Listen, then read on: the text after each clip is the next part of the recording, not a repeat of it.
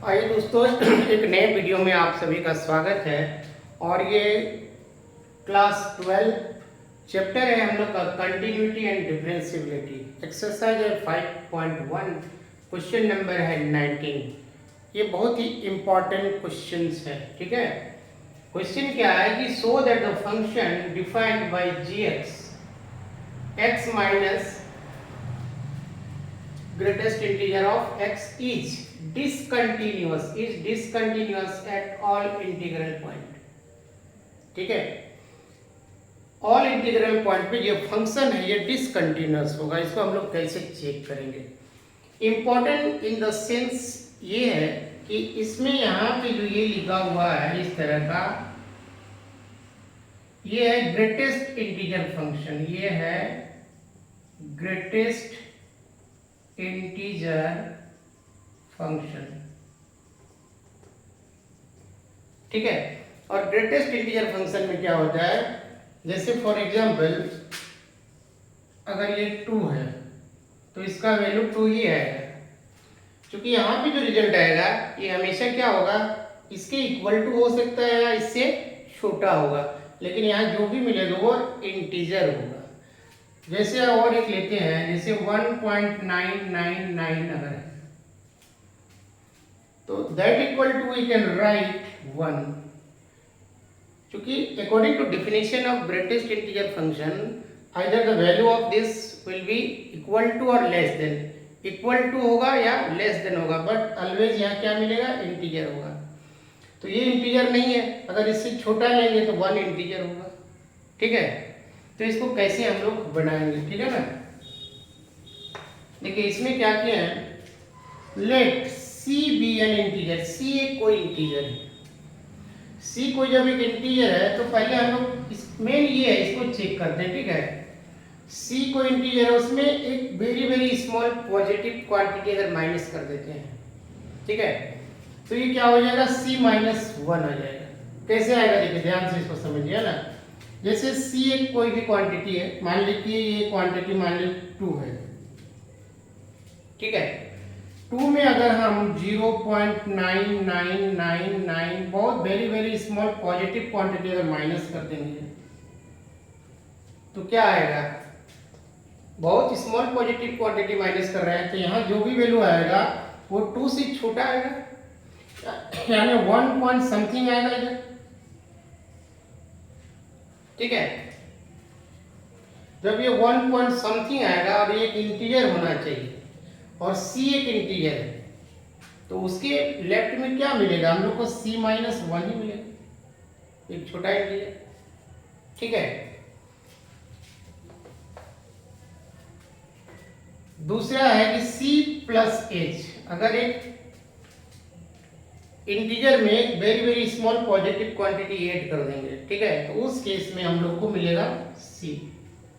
कैसे मिलेगा देखिए, जैसे 2 प्लस 0.999 अगर हम ऐड कर दे रहे हैं, according to definition of greatest integer function क्या होगा, इसको अगर करते हैं तो 2.999 समथिंग आएगा।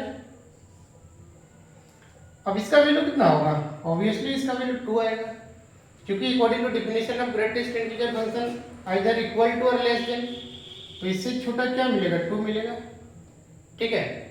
तो c plus h that is c, और c इटसेल्फ एक ग्रेटेड इंटीजर है तो इसका वैल्यू हो जाएगा c।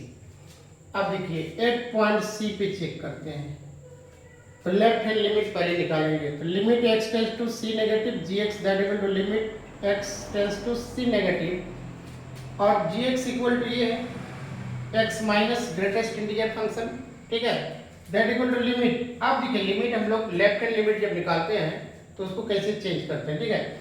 h टेंड्स टू 0, जहां पे x है, ठीक है, वहां पे अब हम लोग पुट करेंगे c माइनस h, ठीक है ना, क्योंकि हम लोग क्या कर रहे हैं कि एक पॉइंट जैसे c है, इसके बाद लेफ्ट में अगर निकालेंगे तो ये पॉइंट हो जाएगा c माइनस h, और इसके राइट में निकालेंगे तो c प्लस h, यानी ये लेफ्ट हैंड लिमिट और ये राइट हैंड लिमिट, मतलब लेफ्ट साइड से हम लोग c को अप्रोच कर रहे हैं और यहाँ पे राइट साइड से c को अप्रोच कर रहे हैं।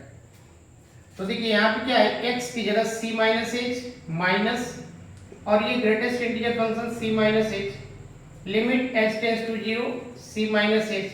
अब ये ग्रेटेस्ट इंटीजर फंक्शन है, देखिए यहाँ पे हमने इसका वैल्यू पहले ही निकाल लिया है, ये क्या है c minus one, limit h tends to 0 c minus h, बाहर माइनस है तो minus c minus minus plus हो जाएगा, प्लस माइनस में है कैंसिल हो जाएगा, तो यहाँ क्या बचेगा,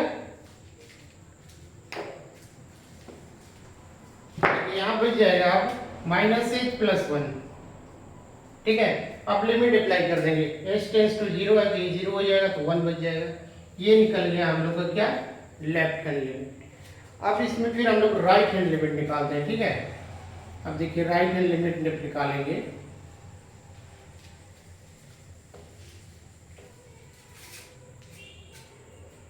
इसका राइट हैंड लिमिट जब निकालेंगे तो limit h tends to c positive, c के right side gx that equal to limit x tends to c positive और gx इक्वल टू हम लोग का है ये x minus greatest integer function x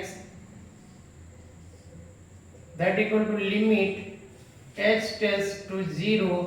अब x की जगह हम लोग पुट करेंगे c प्लस h, तो ये आ जाएगा c plus h minus c plus h. अब limit h tends to 0 c plus h, देखिए c प्लस एच का वैल्यू कितना है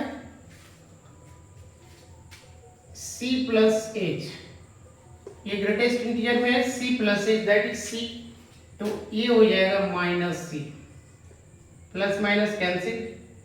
अब limit h tends to 0 h that is 0,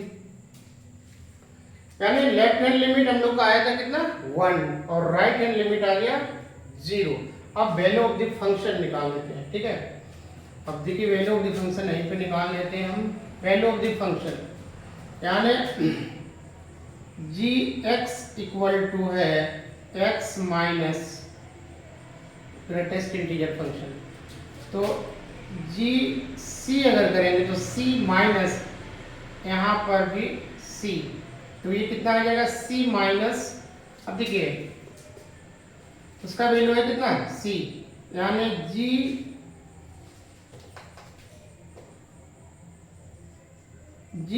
c minus c that equal to कितना आ गया 0। जब ये 0 आ गया इसका मतलब क्या हो गया, हम लोग का यहाँ पे लिखेंगे therefore limit x tends to c negative gx is not equal to limit x tends to c positive gx is not equal to